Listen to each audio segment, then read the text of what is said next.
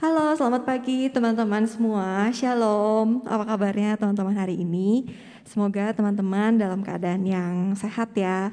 Teman-teman, senang sekali kita bisa berkumpul lagi di sini untuk berkebaktian di kebaktian Youth pada hari Minggu ini.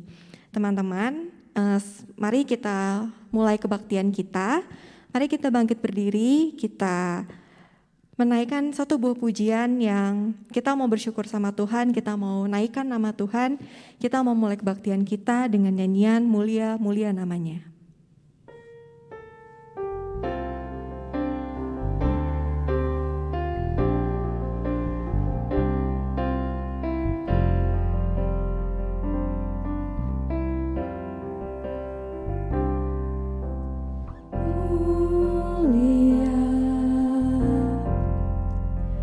Mulia namanya,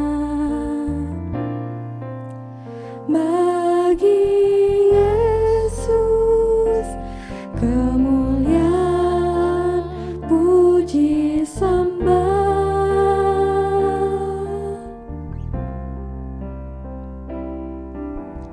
Mulia kekuasaannya,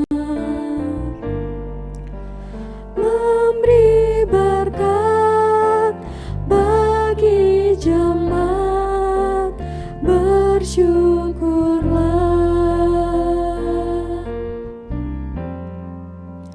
Pujilah,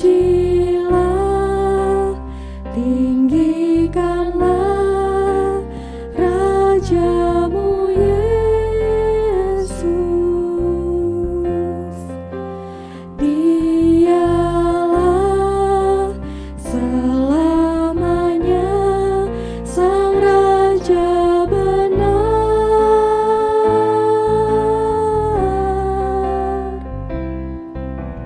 Mulia,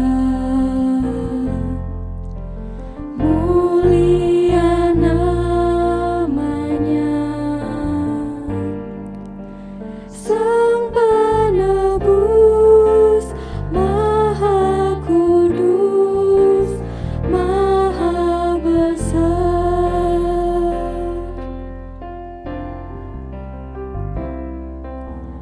Mulia, mulia namanya, bagi Yesus kemuliaan, puji sembah.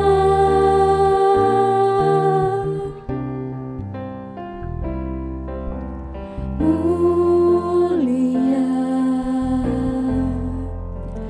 kekuasaannya, memberi berkat bagi jemaat, bersyukurlah.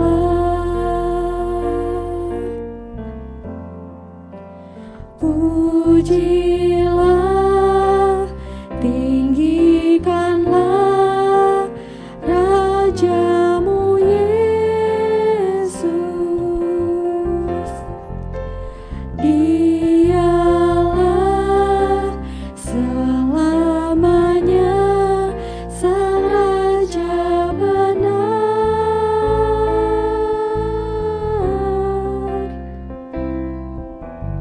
Mulia,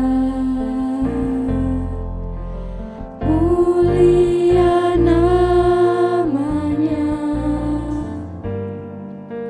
Sang Penebus, Maha Kudus, Maha Besar.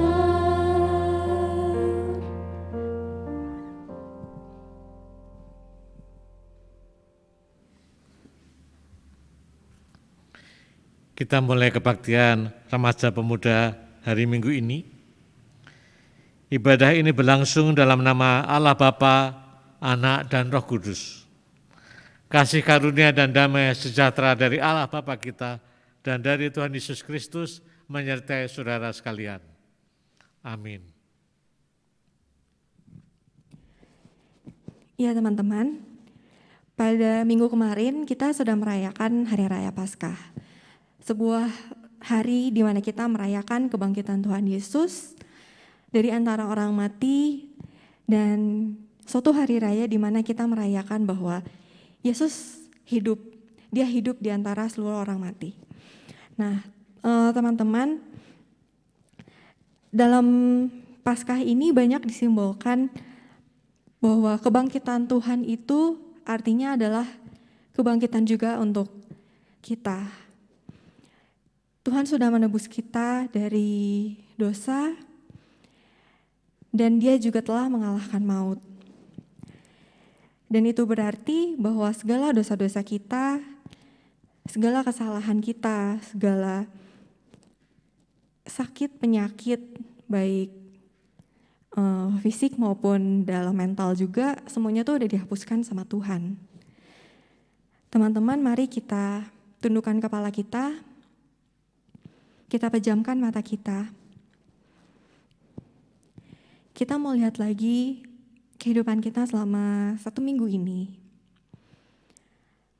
Apakah kita sudah bangkit juga dari segala kesalahan kita? Apakah kita sudah merayakan kebangkitan Tuhan itu, atau justru kita masih hidup di dalam dosa, masih hidup dalam kebiasaan-kebiasaan kita yang lama? Mari teman-teman kita akui dosa kita di hadapan Tuhan.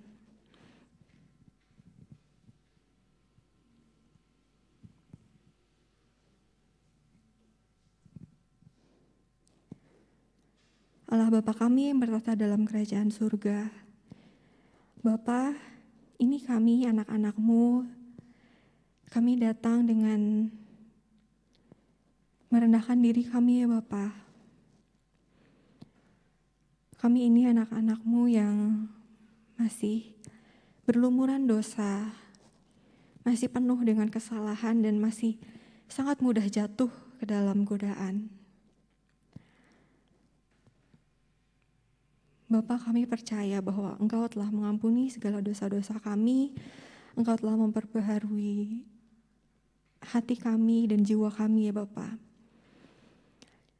Tapi kami juga mau mohon uluran tangan-Mu ya Bapa, supaya kami bisa lebih kuat, kami bisa lebih tangguh, supaya kami tidak mudah jatuh dalam dosa. Inilah doa permohonan pengakuan dosa kami ya Bapa. Dalam nama-Mu kami telah berdoa. Amin. Teman-teman, mari kita bangkit berdiri. Berita anugerah kita terambil dari 1 Petrus 1 ayat yang ke-18 hingga ke-19. Sebab kamu tahu bahwa kamu telah ditebus dari cara hidupmu yang sia-sia, yang kamu warisi dari nenek moyangmu. Itu bukan dengan barang yang fana, bukan pula dengan perak atau emas, melainkan dengan darah yang mahal, yaitu darah Kristus yang sama seperti darah anak domba yang tak bernoda dan tak bercacat. Teman-teman, mari kita siapkan hati dan pikiran kita untuk mendengarkan firman Tuhan. Saya mau ajak teman-teman kita siapkan hati kita dengan satu buah lagu, Berikan Ku Hati.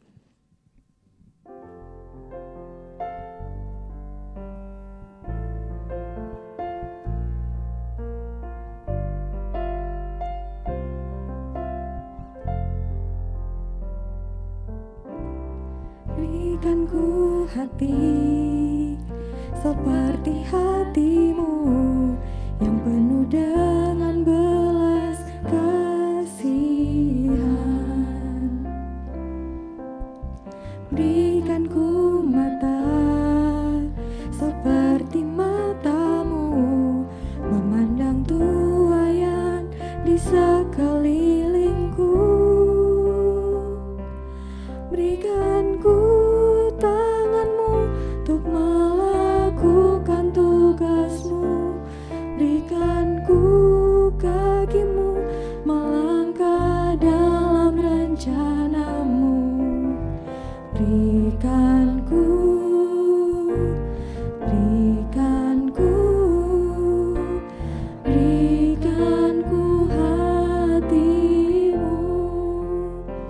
Mari kita teman-teman kita angkat pujian ini sebagai doa permohonan kita. Berikan ku hati seperti hatimu yang penuh dengan belas kasihan. Berikan ku mata seperti matamu memandang tuaian di sekelilingku. Berikan ku tanganmu untuk melakukan tugasmu. Berikan ku kakimu melangkah dalam rencanamu. Berikan ku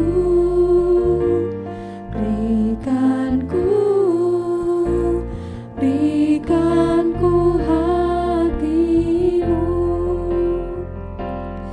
Berikan ku tanganmu untuk melakukan tugasmu. Berikan ku kakimu melangkah dalam rencanamu.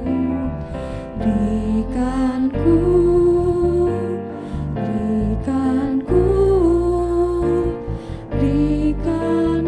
hatimu.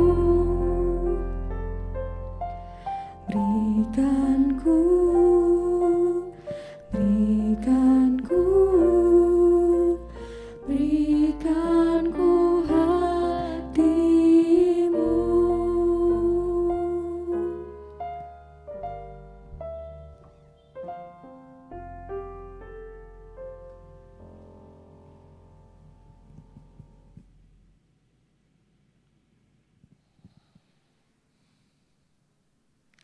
Marilah saudara sekalian kita bersama berdoa, mohon pimpinan Tuhan dalam pemberitaan firman pada saat ini. Mari kita berdoa. Ya Tuhan, Bapa kami dalam surga, kami sungguh bersyukur kepadamu kalau kami boleh dalam minggu-minggu ini merayakan sukacita yang besar, yaitu Paskah, kebangkitan Tuhan Yesus Kristus dari kematian. Ya Tuhan, kami boleh menghayati betapa kebangkitan Kristus mengubah semuanya, termasuk mengubah kehidupan kami, memulihkan kami semuanya dari manusia yang berdosa, yang melawan Tuhan. Kau pulihkan kehidupan kami menjadi orang-orang benar yang Kau terima. Kami sungguh bersyukur merayakan kasih-Mu itu. Dan kini saatnya bagi kami semua untuk bersyukur kepadamu melalui ibadah ini. Juga kami bersyukur kami boleh merenungkan firman-Mu. Kira Engkau memimpin kami sehingga firman Tuhan ini boleh bermakna, menguatkan kami, dan mengarahkan hidup kami pada jalan yang benar. Dalam nama Tuhan Yesus kami telah berdoa. Amin. Saudara sekalian yang kami kasih dalam Tuhan Yesus Kristus, bacaan sebagai dasar perenungan firman Tuhan pada hari Minggu ini, yaitu hari Minggu setelah Paskah tanggal 24 Mei. Kita ambilkan dari Injil Yohanes pasal 20 ayat 19 sampai dengan ayat 31 dengan tema kebangkitan Kristus yang memulihkan. Mari kita buka dari Yohanes pasal 20 ayat 19 sampai dengan 31. Yohanes 20 ayat 19 sampai dengan 31, yaitu mengenai kebangkitan Kristus, mengubah kehidupan para murid terus berpengharapan di dalam Tuhan. Ketika hari sudah malam pada hari pertama minggu itu, berkumpullah murid-murid Yesus di suatu tempat dengan pintu-pintu yang terkunci karena mereka takut kepada orang-orang Yahudi. Pada waktu itu datanglah Yesus dan berdiri di tengah-tengah mereka dan berkata, "Damai sejahtera bagi kamu." Dan sesudah berkata demikian, Ia menunjukkan tangannya dan lambungnya kepada mereka. Murid-murid itu bersukacita ketika mereka melihat Tuhan. Maka kata Yesus sekali lagi, damai sejahtera bagi kamu. Sama seperti Bapa mengutus aku, demikian juga sekarang aku mengutus kamu. Dan sesudah berkata demikian, ia mengembusi mereka dan berkata, terimalah Roh Kudus. Jikalau kamu mengampuni dosa orang, dosanya diampuni. Dan jikalau kamu menyatakan dosa orang tetap ada, dosanya tetap ada. Tetapi Thomas, seorang dari ke-12 muridnya itu yang disebut Didimus, tidak ada bersama-sama mereka ketika Yesus datang ke situ. Maka kata murid-murid yang lain itu kepadanya, kami telah melihat Tuhan. Tetapi Thomas berkata kepada mereka, sebelum aku mencucukkan bekas paku pada tangannya, dan sebelum aku mencucukkan jariku ke dalam bekas paku itu, dan mencucukkan tanganku ke dalam lambungnya, sekali-kali aku tidak akan percaya. 8 hari kemudian murid-murid Yesus berada kembali dalam rumah itu, dan Thomas bersama-sama dengan mereka. Sementara pintu-pintu terkunci, Yesus datang dan ia berdiri di tengah-tengah mereka dan berkata, damai sejahtera bagi kamu. Kemudian ia berkata kepada Thomas, taruhlah jarimu di sini dan lihatlah tanganku. Ulurkanlah tanganmu dan cucukkan ke dalam lambungku. Dan jangan engkau tidak percaya lagi, melainkan percayalah. Thomas menjawab dia, ya Tuhanku dan Allahku. Kata Yesus kepadanya, karena engkau telah melihat aku, maka engkau percaya. Berbahagialah mereka yang tidak melihat, namun percaya. Memang masih banyak tanda lain yang dibuat Yesus di depan mata murid-muridnya yang tidak tercatat dalam kitab ini. Tetapi semua yang tercantum di sini telah dicatat, supaya kamu percaya bahwa Yesuslah Mesias, Anak Allah, dan supaya kamu oleh imanmu memperoleh hidup dalam namanya. Demikianlah pemberitaan firman Injil Tuhan Yesus Kristus. Berbahagialah kita mendengarkan dan memelihara firman dalam kehidupan kita. Haleluya. Saudara-saudara sekalian yang kami kasih dalam Tuhan Yesus Kristus, kita merenungkan tema kebangkitan Kristus yang memulihkan. Saudara sekalian, apa artinya memulihkan? Memulihkan itu artinya mengembalikan kepada keadaan yang semula. Ya. Mengembalikan pada keadaan yang sebagaimana mestinya. Ya. Misalnya kalau kita ikut dalam persekutuan doa, lalu ada teman kita mengatakan, kita doakan teman kita si A, karena dia sedang dalam pemulihan. Ya. Artinya apa si A dalam pemulihan? Artinya dahulunya sehat, lalu sakit. Lalu dalam proses menuju sehat, menuju kembali semula, itulah pemulihan. Ya. Dalam proses menuju keadaan semula atau menuju keadaan yang semestinya. Itulah pemulihan atau memulihkan.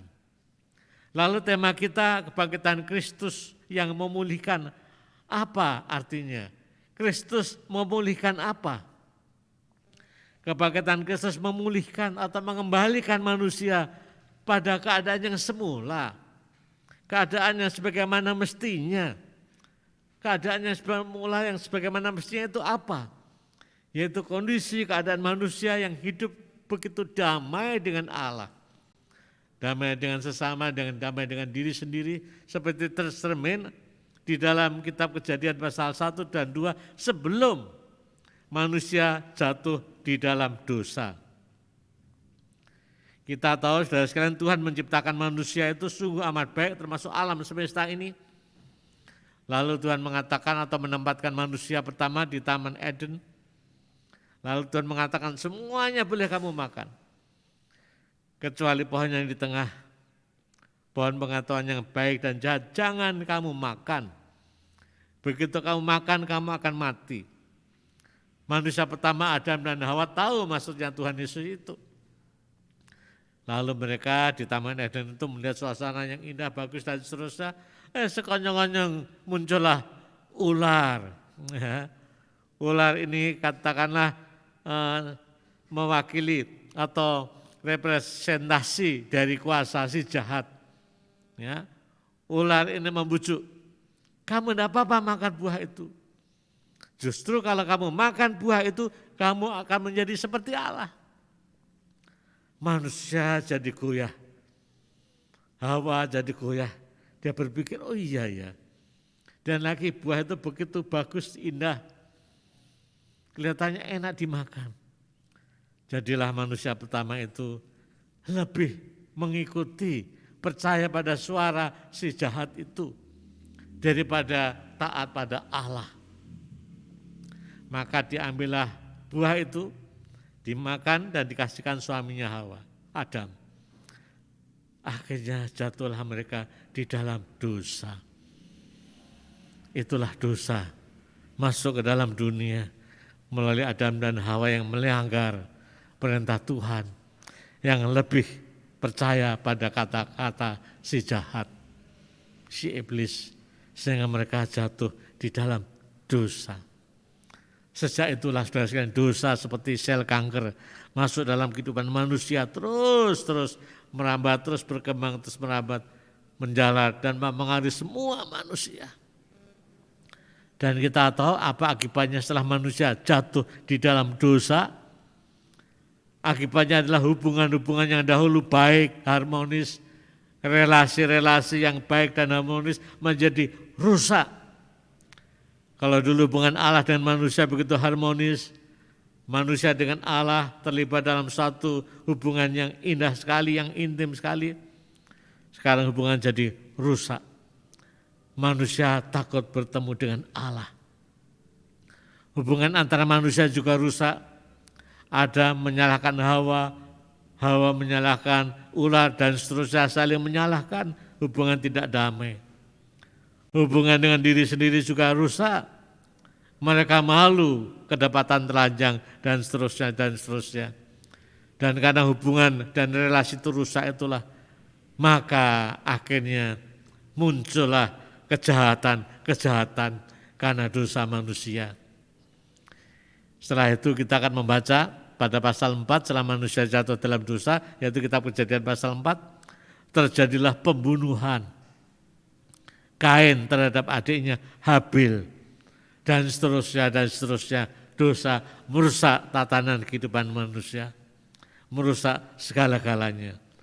Sudah selain inilah kondisi manusia yang berdosa, juga sampai sekarang ini kondisi manusia yang semua berdosa.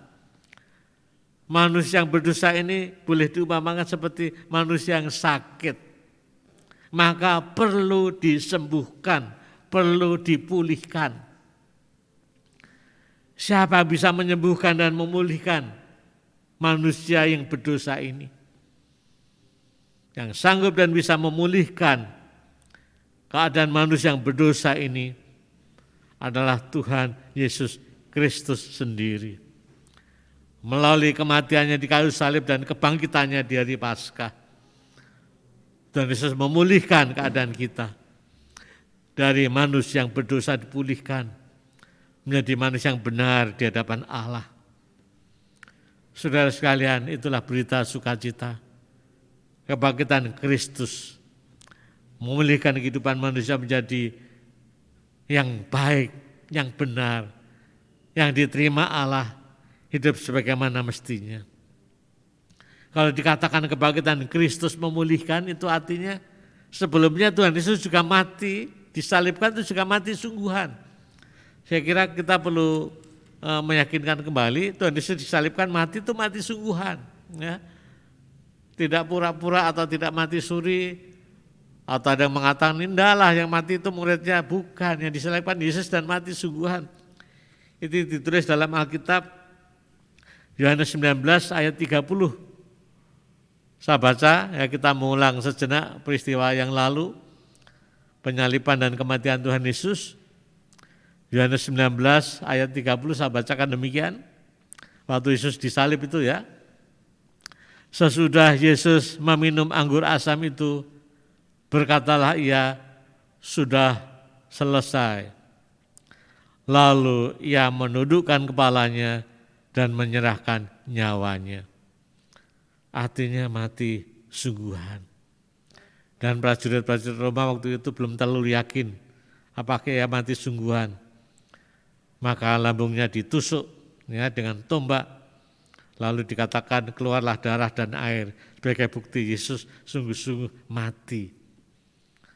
Itu hari Jumat menjelang sore, ya, lalu dikuburkan.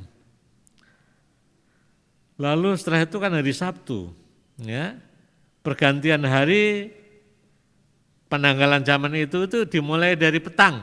Kalau sekarang itu istilahnya maghrib, ya. Kalau sekarang pergantian hari kan 24 malam, tengah malam.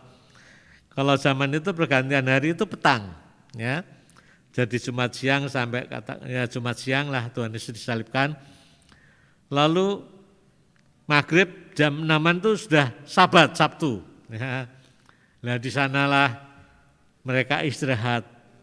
Beberapa perempuan menyiapkan rempah-rempah untuk meminyaki Tuhan Yesus, merawat Tuhan Yesus. Jumat dihitung hari pertama, Sabtu sepenuhnya 1 hari. Ya. Kalau dalam ibadah dikatakan Sabtu sunyi karena Tuhan Yesus dikuburkan. Ya setelah disalibkan dan dikuburkan kan. Lalu setelah itu Sabat, Sabtu. Nah, lalu minggunya pagi-pagi hari ya.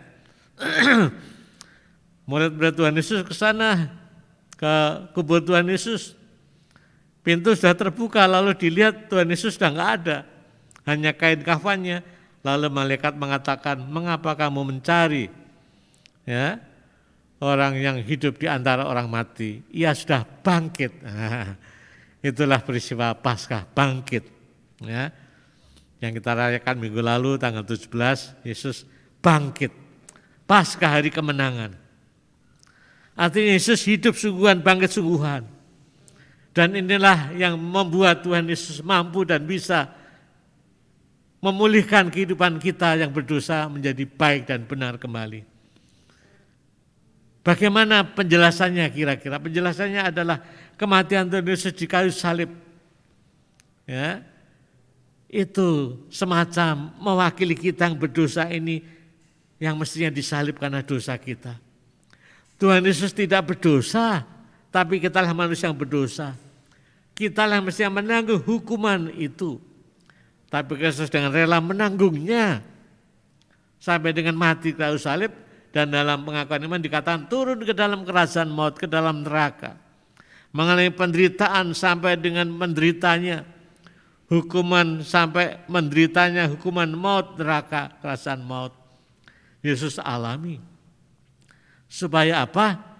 Supaya nanti kita yang percaya kepada Kristus yang bangkit tidak mengalami lagi. Karena Kristus sudah mengalami kematian sampai dengan kerajaan maut. Dan hari ketiga kita tahu Yesus bangkit, hari pertama itu hari Minggu. Artinya kuasa kematian dan kuasa maut tidak mengalahkan Tuhan Yesus. Kebangkitan Tuhan Yesus yang mengalahkan kuasa maut. Maka kita yang percaya kepadanya tidak mengalami maut atau hukuman lagi. Dengan kata lain kita yang percaya kepada Kristus sekarang boleh dibenarkan, boleh mendapatkan kehidupan lagi, yaitu kehidupan damai bersama dengan Allah. Kehidupan sebagaimana mestinya, hidup dalam harmonisasi dengan Allah. Hidup dalam arti yang sebenarnya, hidup dalam persekutuan dengan Allah.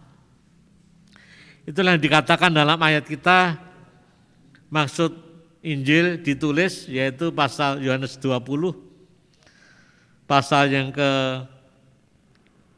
saya baca yang bagian akhir pasal 30 dan 31. Memang masih banyak tanda lain yang dibuat Yesus di depan mata muridnya yang tidak tercatat dalam kitab ini. Jadi Tuhan Yesus melakukan banyak hal yang tidak tercatat. Ya. Lalu ayat 31, Yohanes 20 tadi, tetapi semua yang tercantum di sini telah dicatat. Supaya kamu percaya bahwa Yesuslah Mesias anak Allah. Dan supaya kamu oleh imanmu memperoleh hidup dalam namanya. Yang tercatat dalam Alkitab ini sudah cukup membuat kamu percaya siapa itu Yesus. Yaitu dikatakan Mesias. yang mati dan bangkit itu. Dan siapa yang percaya dalam iman dikatakan akan memperoleh hidup. Hidup dalam arti, hidup sebenarnya, hidup dalam persekutuan dengan Tuhan. Seperti pokok anggur, ya, perumpamaan tentang pokok anggur. Dikatakan ranting atau dahan itu hidup kalau nempel pada pokoknya, yaitu Tuhan Yesus sendiri. Kita juga sama dikatakan hidup kalau kita punya persekutuan dengan Allah. Dipulihkan, itulah hidup. Atau dengan kata lain selamat. Selamat dengan hidup kekal itu hakikatnya sama. Hidup kembali dalam persekutuan dengan Allah. Inilah kondisi kita yang dipulihkan. Ya. Kalau dahulunya hidup kita karena dosa jauh dari Allah, tidak damai dengan Allah, bahkan bermusuhan dengan Allah. Lalu di dalam Kristus yang bangkit, kita yang percaya, kita dipulihkan, kita dibenarkan, kita tidak lagi menerima hukuman karena Yesus sudah menanggungnya. Kalau kita sudah benar, nah sekarang hidup kita diterima Allah, hidup dalam persekutuan dengan Allah, hidup sebagaimana mestinya, hidup seperti yang Tuhan inginkan. Hidup dalam hubungan-hubungan relasi yang harmonis, yang baik. Dan itulah yang sekarang harus kita wujudkan. Ya. Kristus sudah bangkit, kita sudah percaya, bahkan sebagian besar dari kita sudah dibaptiskan dan mengaku sebagai orang Kristen, artinya hidup kita sudah di tangan Tuhan. Kita sudah dipulihkan sekarang ini kondisinya. Nah sekarang tantangan bagi kita, PR bagi kita, bagaimana mewujudkan kehidupan itu dengan sekonkretnya, dengan senyatanya. Bagaimana mewujudkan kehidupan yang sudah dibenarkan Allah, dipulihkan Allah ini dengan senyatanya. Yaitu pertama kita harus hidup dalam relasi yang baik dengan Tuhan. Pertanyaannya apakah kita selama ini dekat, intim, berrelasi dengan Tuhan. Dalam doa kita, ibadah kita, pelayanan kita. Ya, ingat hidup yang benar kalau kita punya relasi yang baik dengan Tuhan. Harus kita pelihara. Yang kedua, relasi dengan diri sendiri, jangan lupa. Kalau Tuhan sudah memulihkan diri kita dengan Tuhan, kita harus pulih dengan diri kita sendiri. Kita terima kondisi kita. Banyak orang yang sulit menerima dirinya sendiri karena ada kekurangan-kekurangan. Ya namanya manusia yang berdosa enggak ada yang sempurna. Semua ada kelebihan dan kekurangannya. Saya ada kelebihan dan kekurangannya, tapi terimalah hidup ini sebagai anugerah Tuhan. Terimalah hidupmu dengan segala kekurangan dan kelebihannya. Perkuat kelebihannya itu, bersyukurlah kepada Tuhan, terimalah. Ya. Jangan berkecil hati, jangan kecewa dengan kekurangan. Kekurangan akan bisa ditutupi dengan kelebihan kalian. Lalu yang ketiga tentu damai dengan sesama, damai dengan orang lain, damai dengan orang yang memusuhi kita, damai dengan orang yang pernah melukai kita. Kristus datang mengampuni kita, kita juga harus bisa mengampuni mereka. Sekarang kita mewujudkan kehidupan sebagai yang benar, sebagaimana mestinya. Hiduplah damai dengan orang lain. Enggak perlulah bermusuhan. Enggak perlulah dendam-dendaman, jengkel-jengkelan, diam-diaman, damailah. Ya, juga dalam kehidupan bersama di masyarakat dengan orang siapapun juga. Termasuk orang yang tidak seiman, kita harus damai dengan mereka semuanya. Lalu yang keempat, sebetulnya juga perlu damai dengan alam. Alam ini kan ciptaan Tuhan, Tuhan ingin. Ciptaan ini juga dipelihara.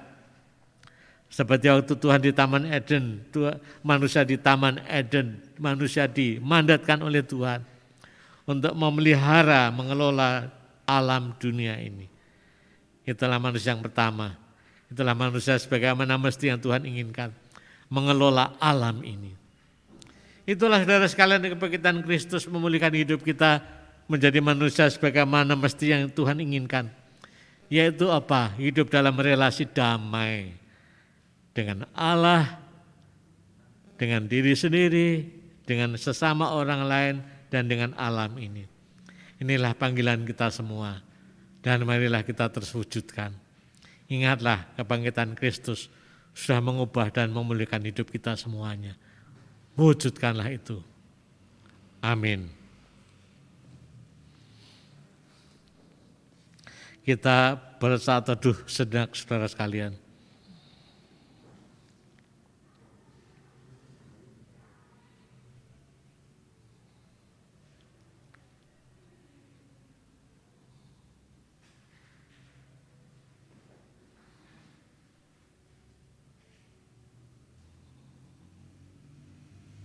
Amin.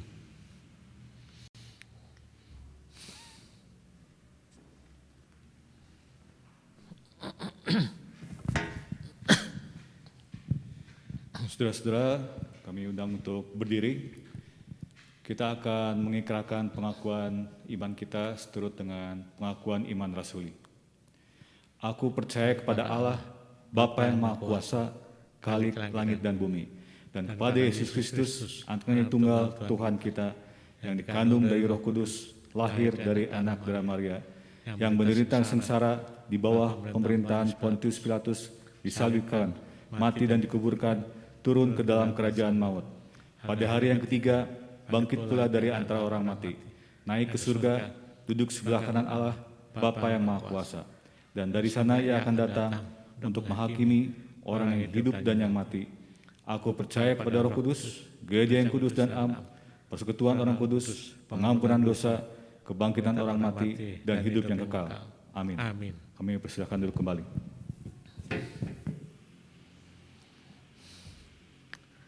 Marilah saudara kita menaikkan doa-doa syafaat kita. Mari kita berdoa. Ya Tuhan Bapa kami dalam surga, kami bersyukur kepadamu karena kami boleh percaya dan mengikut Engkau. Tuhan yang hidup, Tuhan yang bangkit dari kematian, Tuhan yang memulihkan kehidupan kami menjadi manusia yang benar, manusia sebagaimana yang mestinya Tuhan inginkan. Hidup dalam relasi-relasi damai, damai dengan Tuhan, damai dengan diri sendiri, damai dengan sesama, dan damai dengan alam ini. Kiranya kuat kuasa Roh Kudus memampukan kami mewujudkan kehidupan manusia baru ini. Ya Tuhan, kami bersyukur untuk semua gereja yang sudah merayakan Paskah. Kiranya makna Paskah boleh benar-benar mengubah kehidupan semua anak-anak Tuhan. Sehingga semua anak-anak Tuhan, semua gereja di seluruh dunia ini juga boleh mewarnai kehidupan bersama, menjadi garam dan terang dunia. Dan kami bersyukur karena Engkau juga terus memimpin kami semua, para pemuda dan remajamu. Kami berdoa untuk pergumulan anak-anak remaja pemuda di dalam studinya. Ada yang masih sekolah, kuliah, yang mempersiapkan ujian masuk perguruan tinggi, dan berbagai macam masalah. Kiranya Tuhan juga tolong mereka, dampingi mereka semuanya. Bagi mereka yang sudah lulus, sudah bekerja juga Tuhan, sertai mereka, sehingga mereka juga bekerja dengan baik, dengan layak, sehingga semuanya itu boleh mereka wujudkan sebagai bentuk cinta kasih kami kepada Tuhan, melalui pekerjaan-pekerjaan yang kami lakukan.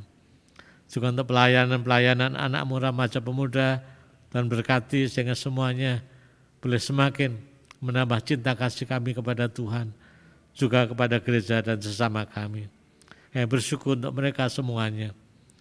Kalaupun ada pergumulan masalah di antara kami, mungkin masalah relasi di dalam tengah keluarga, relasi dengan teman, relasi dengan siapapun juga, Tuhan tolong kami, agar kami boleh menghadapi semuanya itu dengan baik. Tuhan Bapa kami dalam surga, kami bersyukur kalau pandemi virus corona sudah mulai melandai, bahkan cenderung boleh terkuasai, sehingga pemerintah juga mengumumkan boleh adanya cuti bersama, di mana sekitar minggu depan ini akan ada gerakan masyarakat yang besar, yaitu mudik. Tuhan tolonglah, berikanlah hikmat kepada semuanya, terutama aparat yang mengatur, sehingga gerakan mudik ini boleh diantisipasi, disiapkan dan dilaksanakan dengan tertib, dengan baik, sehingga suasana Lebaran ini boleh memberikan sukacita bagi banyak orang, bagi banyak seluruh bangsa ini. Tali persaudaraan juga boleh dipulihkan, tidak hanya antar mereka, tapi juga semua antar umat beragama boleh merasakan hidup damai satu dengan yang lain. Bagi kami mungkin yang bepergian, yang keluar kota, Tuhan juga sertai semuanya sehingga berjalan dengan lancar. Terima kasih ya Tuhan, kami juga terus berdoa untuk pemerintah kami dalam mengatur pemerintahan ini, baik di pusat sampai dengan daerah, sehingga mereka boleh mengatur masyarakat dengan semangat melayani, karena pada hakikatnya jabatan atau kekuasaan adalah untuk melayani masyarakat, sehingga masyarakat juga boleh merasakan hidup damai, boleh merasa nyaman. Juga di tengah-tengah situasi ekonomi di mana harga-harga kebutuhan pokok juga semakin meningkat, tapi semuanya juga boleh diatur dengan baik. Terima kasih ya Tuhan atas segala pengaturan-Mu dan penyertaan-Mu dalam kehidupan kami semuanya, juga kehidupan kami sebagai bangsa negara Indonesia. Inilah doa kami ya Tuhan, yang panjatkan dalam nama Tuhan kami, Yesus Kristus. Amin.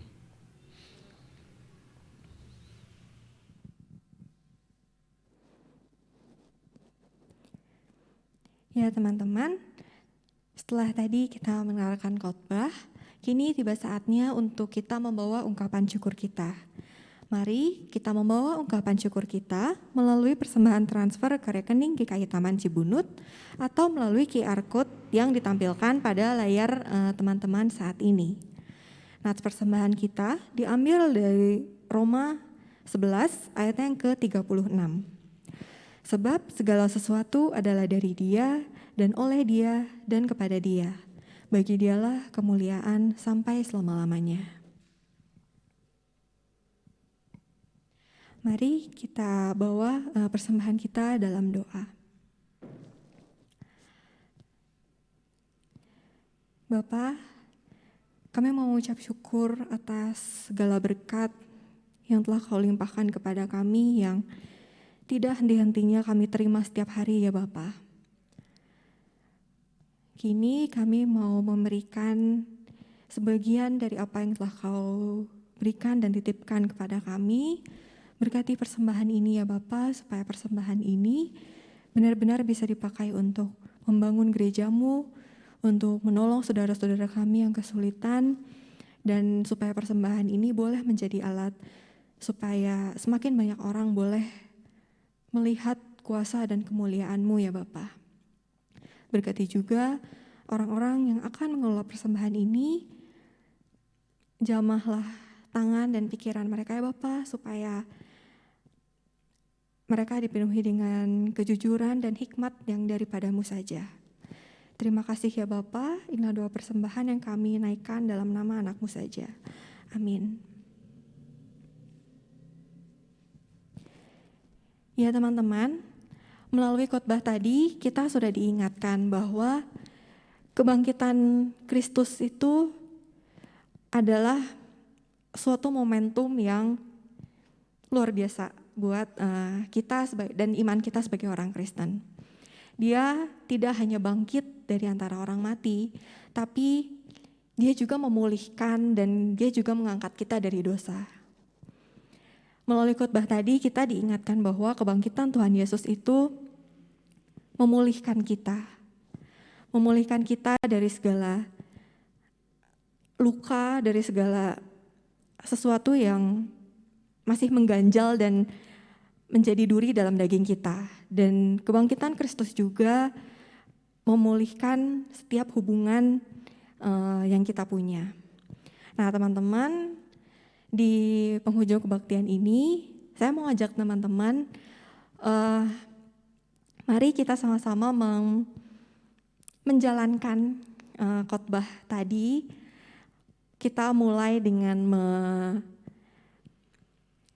menyapa, mulai dengan kontak lagi siapapun orang yang udah lama nih nggak teman-teman kontak, karena mulai khotbah tadi juga Tuhan kan memulihkan setiap hubungan. Itu jadi yuk kita sama-sama kita ambil satu langkah supaya kita bisa memperbaiki hubungan itu. Nah teman-teman, sebelum kita menutup kebaktian kita, mari kita naikkan satu buah pujian yang mengingatkan kita bahwa kebangkitan Kristus itu menyembuhkan, menyucikan, danlah menebus dosa-dosa kita. Dan karena Tuhan Yesus hidup, kita punya hari esok yang lebih cerah lagi. Mari kita nyanyikan sebab Dia hidup.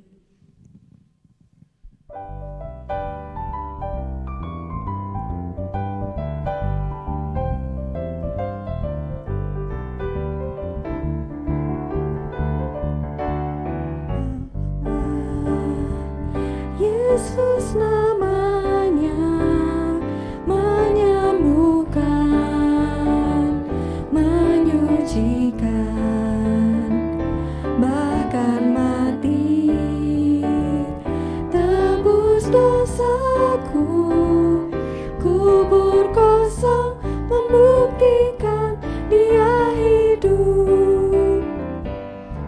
Anak Allah, Yesus namanya, menyembuhkan, menyucikan, bahkan mati tebus dosaku. Kubur kosong membuktikan Dia hidup. Sebab Dia hidup, ada hari esok.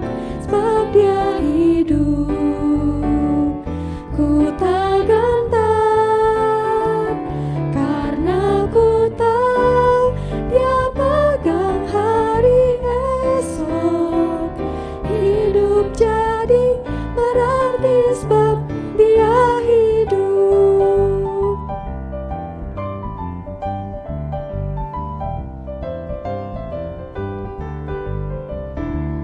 Anak Allah, Yesus namanya, menyembuhkan, menyucikan, bahkan mati tebus dosaku. Kubur kosong membuktikan Dia hidup. Dia hidup, ada hari esok. Sebab Dia hidup, ku tak gentar, karena ku tahu Dia pegang hari esok. Hidup jadi berarti sebab Dia hidup. Dia hidup, ada hari esok. Sebab Dia hidup, ku tak gentar, karena ku tahu Dia pegang hari esok. Hidup jadi berarti sebab Dia hidup.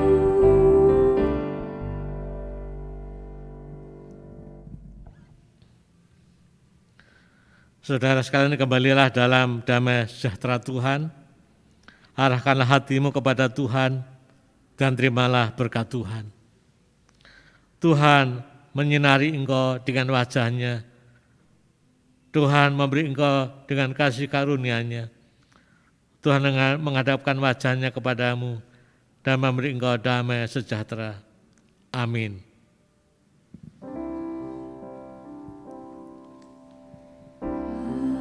Haleluya, haleluya, haleluya, haleluya,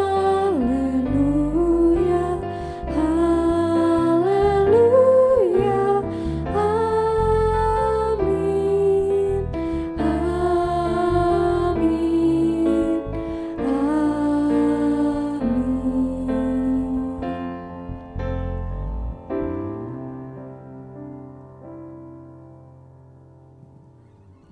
Iya teman-teman, ibadah kita pada hari Minggu ini telah selesai.